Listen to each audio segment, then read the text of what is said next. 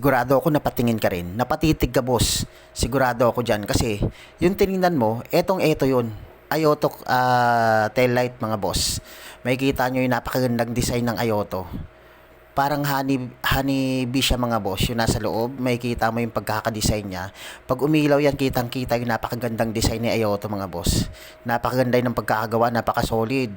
Napakamura rin nito, mga boss. Hindi ganun kabigat sa bulsa. Yung magandang maibibigay sa forma ng iyong motor, si Ayoto yung gumawa niyan, mga boss. So, crystal na tail light, mga boss, para sa Honda Click. Pwede rin sa Honda Beat, mga boss. Meron tayong variant para sa Honda Beat. At maganda dyan, mga boss, meron siyang iba-ibang klase ng setup sa kanyang tail light, mga boss. So, dito, pwede mo siyang isolid, mga boss, solid red. So, dyan, makikita mo naka-solid red dyan, mga boss. Green, blue, white, yellow, at pink, mga boss, o violet. So, pwede rin natin dyan, mga boss, na bago-baguhin yan. Nakadepende sa'yo kung ano yung gagawin mong taillight sa iyong Honda Click. Dito meron ding RGB style yan, mga boss. So, yan.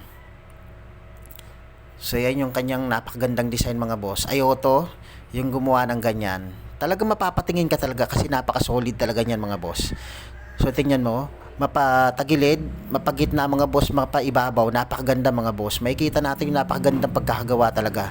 Si Ayoto yung gumawa ng ganyan, mga boss. So, dito, pwede mong gawin yan, RGB.